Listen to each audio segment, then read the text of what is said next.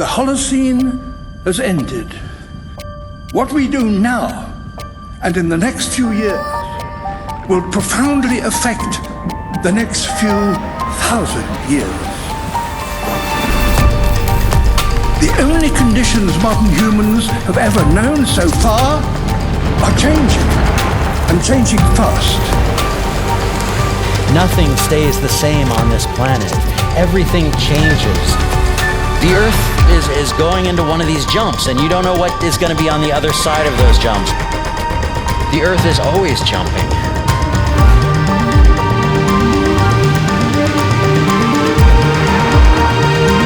Things move on this planet. Things are not still. Everything is turning.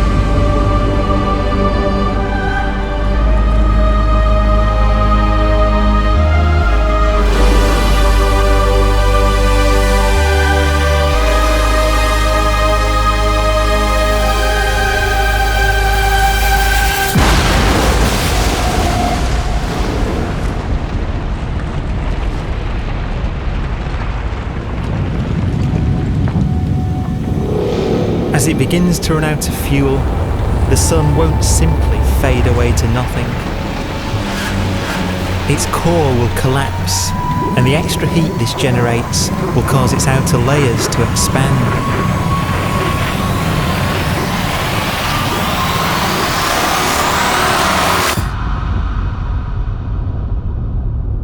The sun is now dead. Its remains slowly cooling in the freezing temperatures of deep space.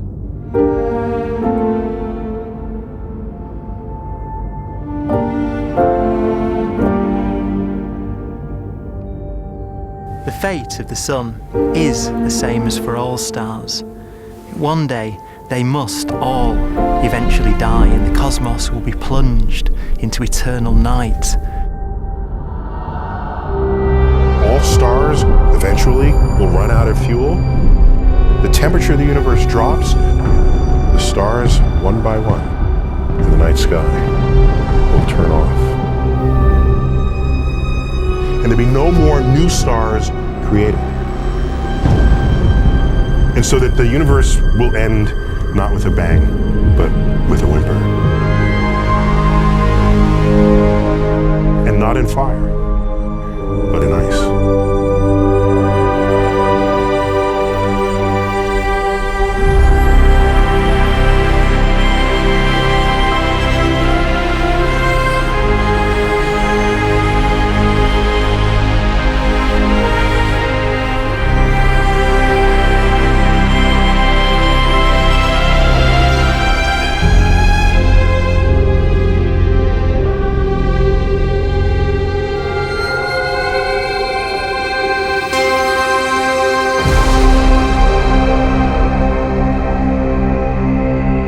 With no fuel left to burn, a white dwarf's faint glow comes from the last residual heat from its extinguished furnace.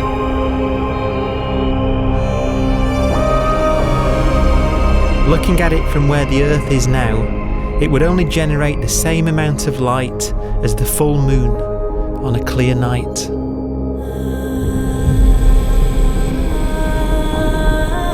The faint glow of white dwarfs will provide the only illumination in a dark and empty void littered with dead stars and black holes.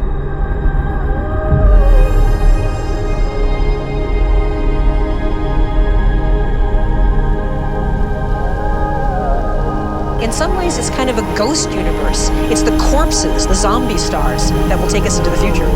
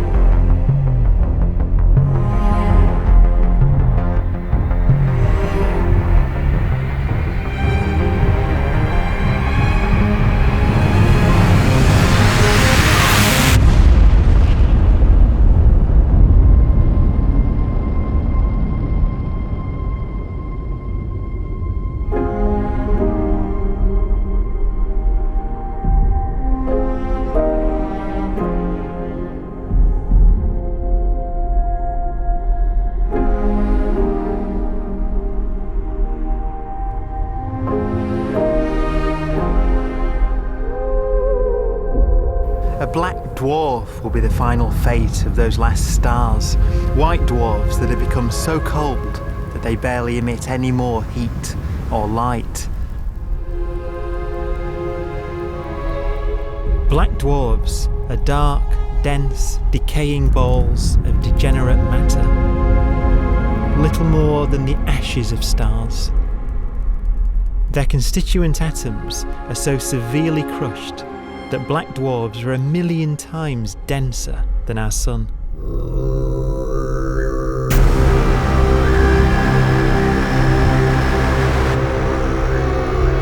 Stars take so long to reach this point, we believe there are currently no black dwarfs in the universe.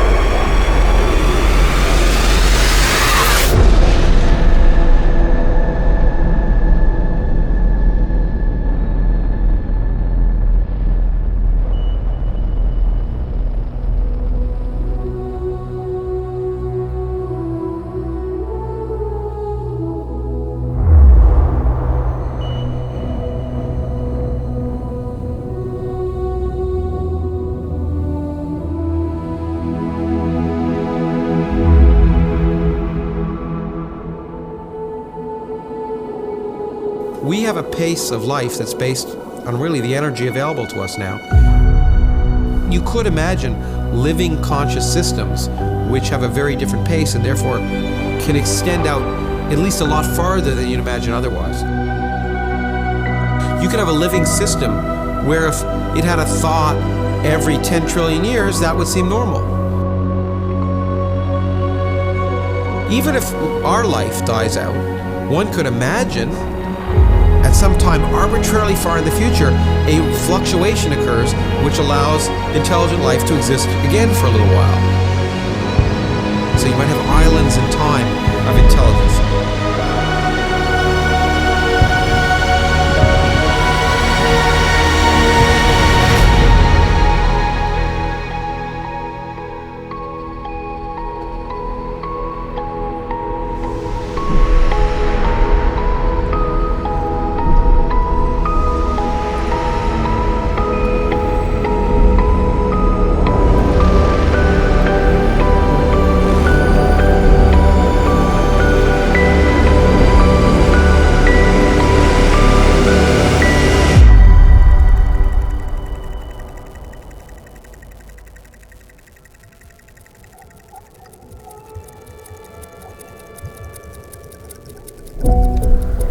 Proton, one of the fundamental building blocks of atomic matter, of what makes us up, can just spontaneously fall apart.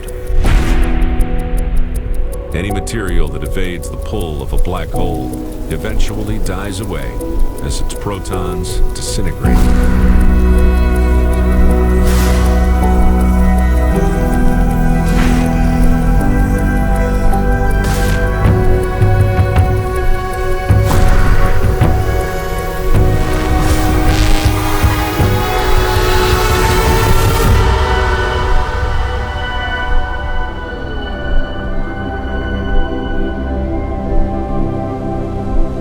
The matter inside black dwarfs, the last matter in the universe, will eventually evaporate away and be carried off into the void as radiation, leaving absolutely nothing behind.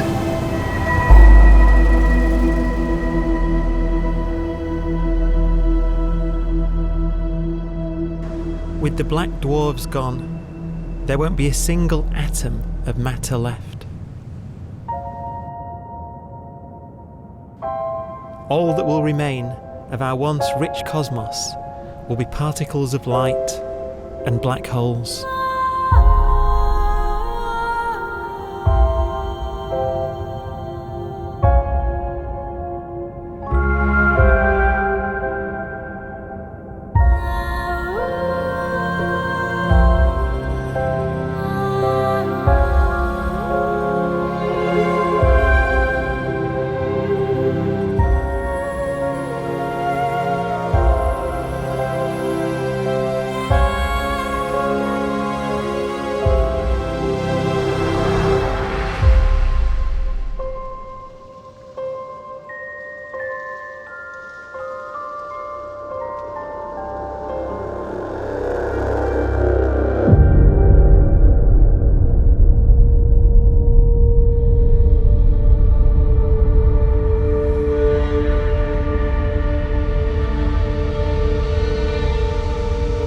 The arrow of time creates a bright window in the universe's adolescence, during which life is possible. But it's a window that doesn't stay open for long. As a fraction of the lifespan of the universe, as measured from its beginning to the evaporation of the last black hole, life, as we know it, is only possible for 1,000th of a billion billionth billion billion billionth billion billion billionth of a percent.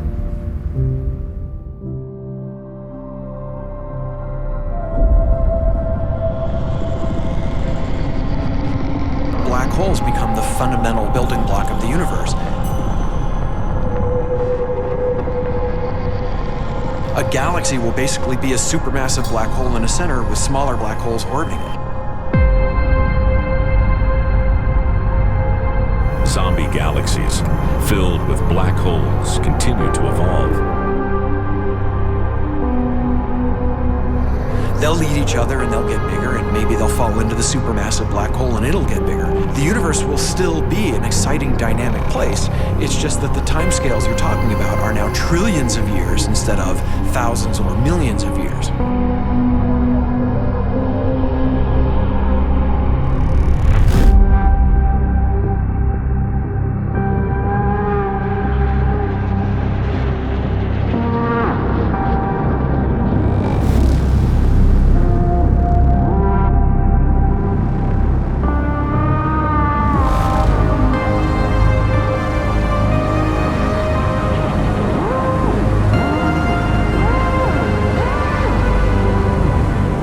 Black holes can bang on space-time like mallets on a drum.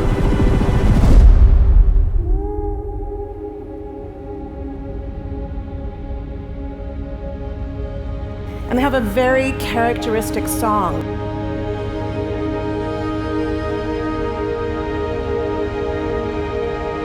Imagine two black holes that have lived a long life together. At the end of their lives, they're going around each other, crossing thousands of kilometers in a fraction of a second. As they do so, they leave behind in their wake a ringing of space, an actual wave on space-time.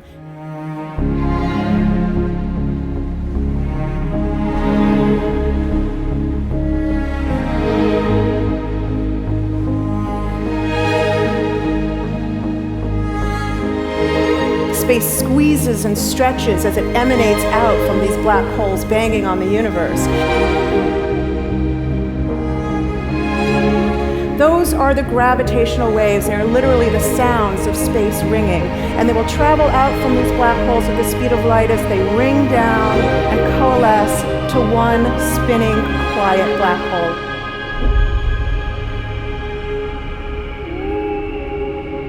If you were standing near enough, your ear would resonate with the squeezing and stretching of space. You would literally hear the sound.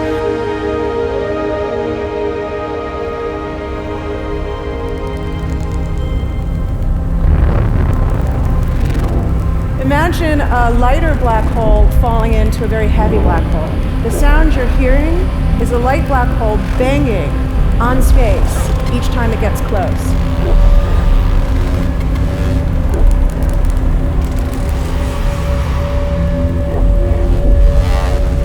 As it falls in, it gets faster and it gets louder.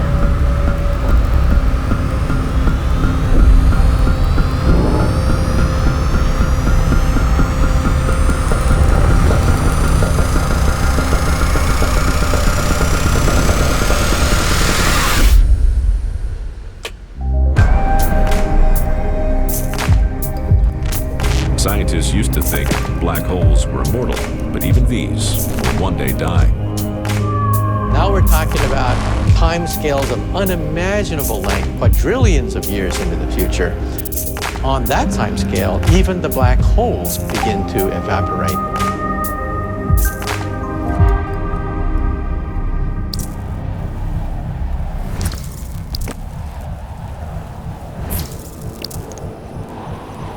According to quantum mechanics, space is filled with virtual particles, antiparticles, that are constantly materializing in pairs, separating, coming together again, and annihilating each other.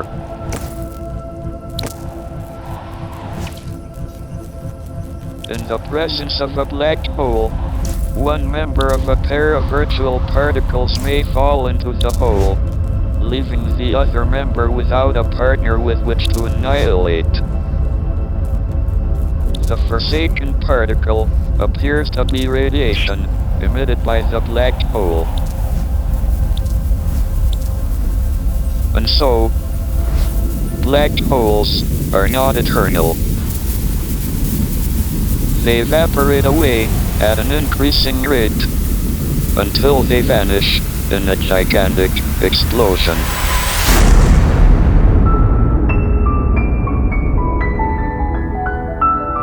Quantum mechanics has allowed particles and radiation to escape from the ultimate prison, a black hole.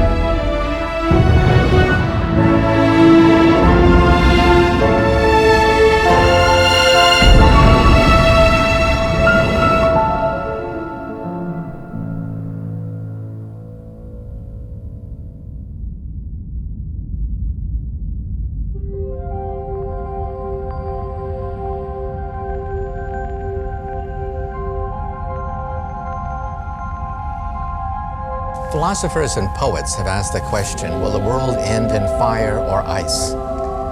We can now give an answer. The latest evidence shows that the universe is not slowing down, but it's speeding up out of control. And the universe, we think, will die in ice. Trillions upon trillions of years from now. Empty space itself has energy. In every little cubic centimeter of space, whether or not there's stuff whether or not there's particles, matter, radiation, or whatever, there is still energy even in the space itself. And this energy, according to Einstein, exerts a push on the universe. What is the weird stuff that's accelerating the universe? We call it dark energy. And this stuff is the dominant stuff of the universe. Almost 3/4 of the matter-energy content of the universe is this dark energy. And we don't know what it is. Dark energy, unlike matter or radiation, does not dilute away as the universe expands. This has crucial implications for what the universe is going to do in the future. So what will be the future of the universe? Well, if the dark energy remains dominant and repulsive, the universe will expand forever.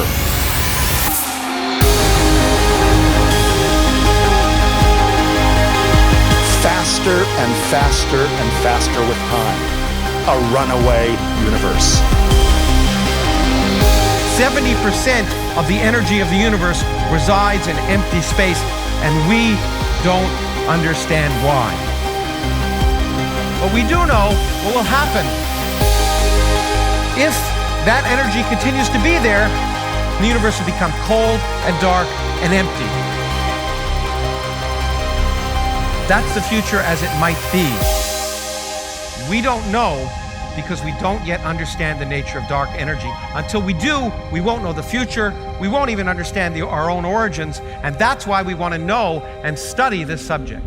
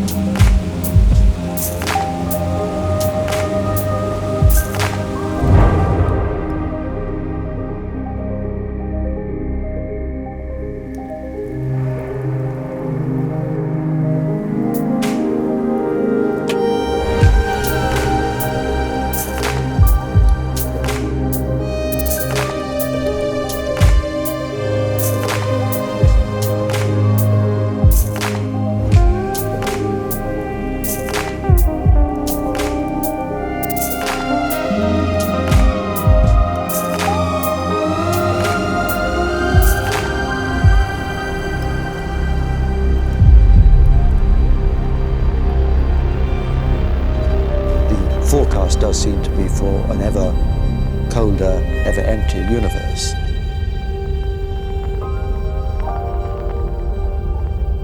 But then, of course, we have to ask, could that end lead to a new beginning? And there are ideas whereby what actually is the end of our universe could in some sense be linked to the beginning of a new one.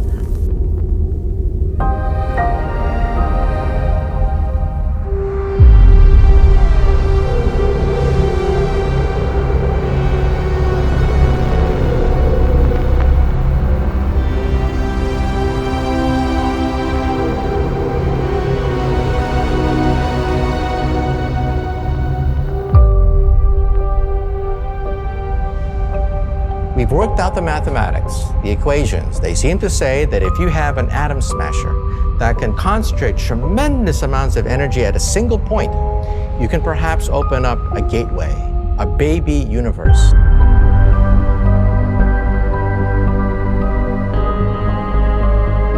Facing the death of everything there is, this perhaps is their only possibility of escape. And this also raises a very intriguing possibility, sheer speculation of course, that perhaps any universe that has intelligent life in it will create baby universes, will create lifeboats, and proliferate child universes. So an evolution may take among universes in the multiverse. Survival of the fittest may take place. So those universes which do not have intelligent life are infertile. They have no children. But those universes that have mild temperatures, stars like us, would create civilizations that could open up child universes, and they would then proliferate.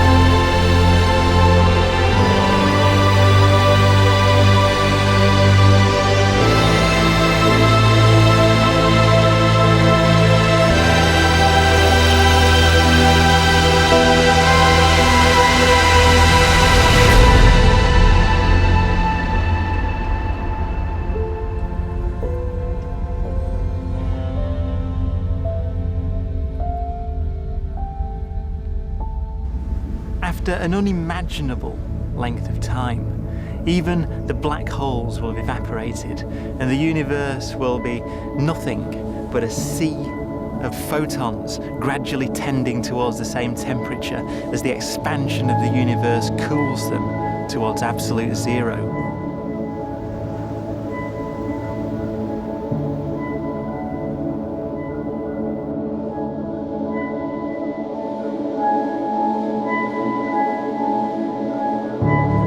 Once the very last remnants of the very last stars have finally decayed away to nothing, and everything reaches the same temperature, the story of the universe finally comes to an end. For the first time in its life, the universe will be permanent and unchanging.